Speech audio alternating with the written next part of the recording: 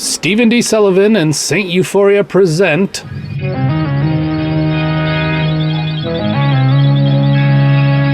Atomic Tales. Stories of science, mystery, and excitement. This episode features the latest adventure in our fantastic original series, Strange Invaders. Tonight's tale takes place shortly after our last adventure in a story we call Ghost Town Gambit. Join us now as we present another in our continuing series of Atomic Tales.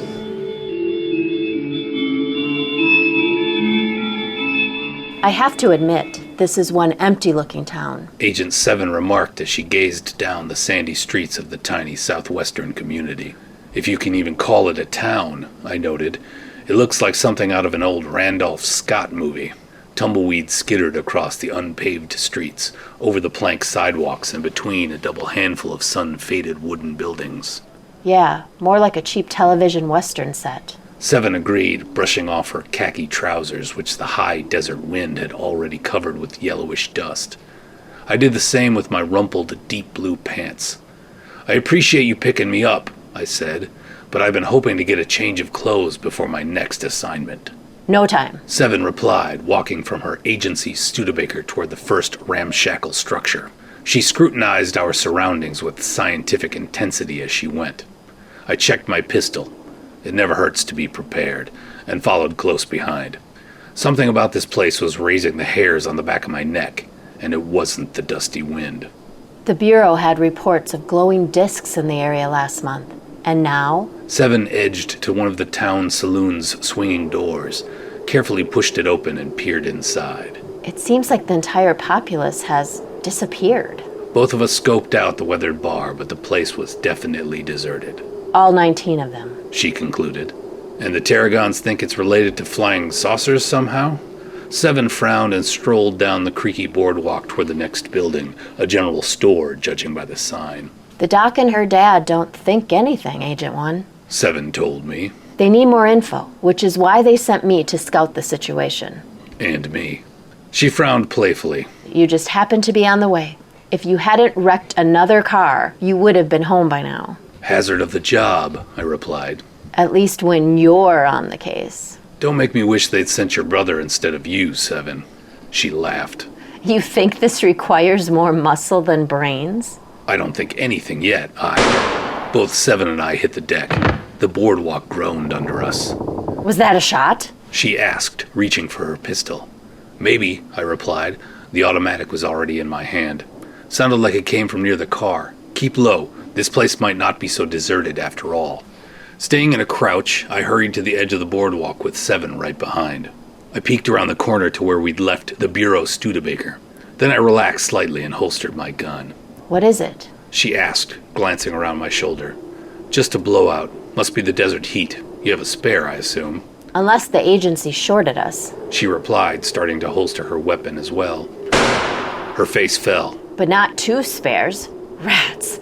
We'll have to find a phone or telegraph.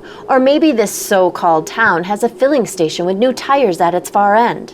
Yeah, maybe, I said. My gun rested in my hand again. But first, I think we have to get out of this alive. What do you? The groaning sound of crumpling metal interrupted her. We both watched in horror as something began to drag the rear of the Studebaker into the sandy ground.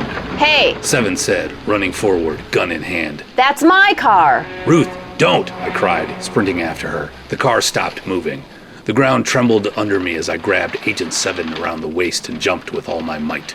We landed maybe 3 yards farther on, which was just enough to take us away from the hole that had been opening under her feet. What the heck? 7 blurted as out of the hole came a living nightmare.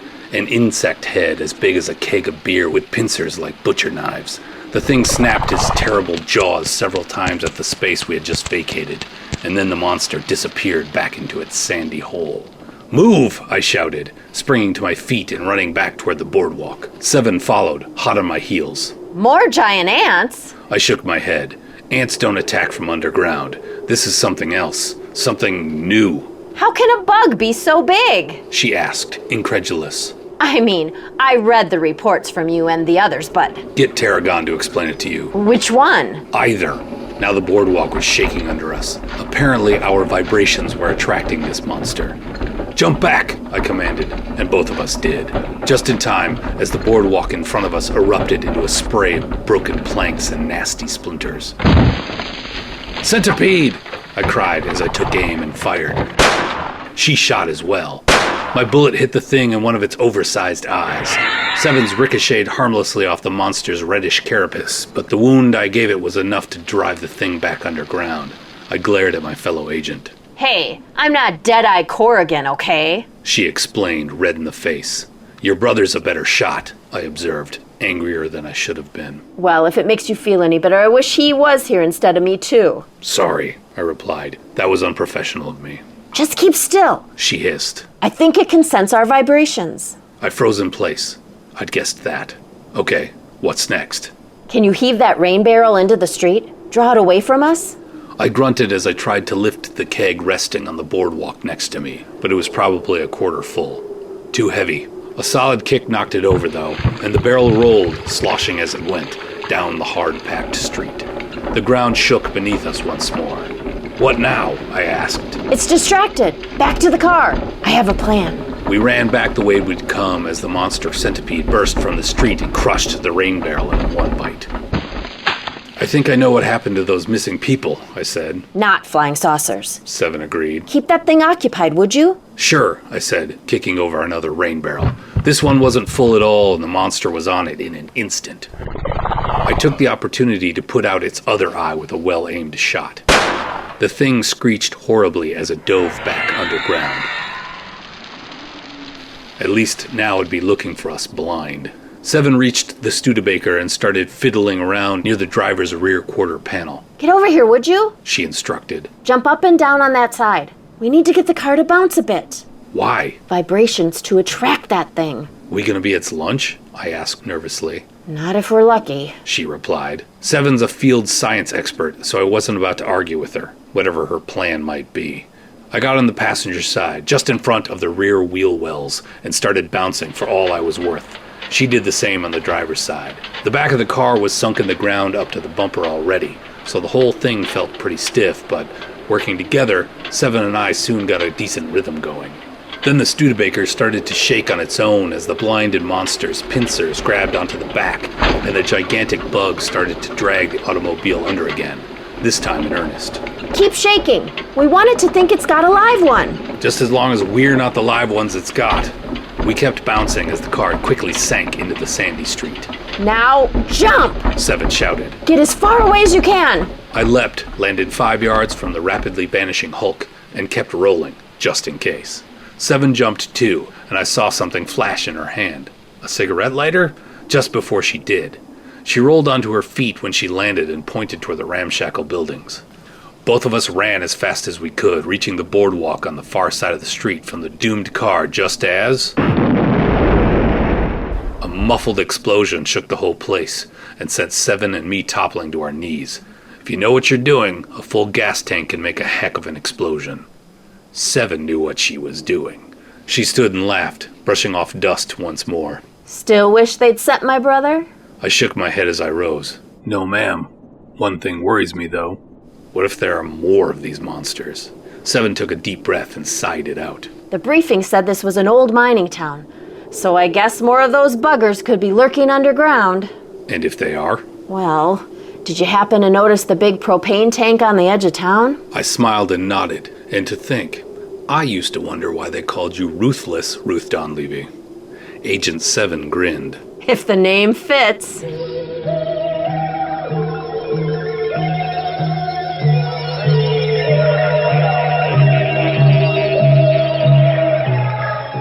This has been an original story of Strange Invaders, part of our ongoing series of Atomic Tales, brought to you by St. Euphoria Productions. Tonight's episode, Ghost Town Gambit, was written by Stephen D. Sullivan. It was produced and edited by yours truly, Christopher R. Mim. Read by Christopher R. Mim, and featured Stephanie Mim as Agent 7, Ruthless Ruth Donlevy. Be sure to tune in next month for more Atomic Tales. Visit us at www.atomictales.com.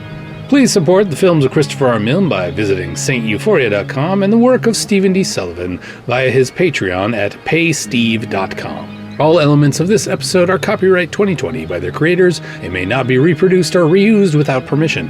Atomic Tales and Strange Invaders are trademarks of Stephen D. Sullivan, all rights reserved. This is the St. Euphoria Audiocast Network.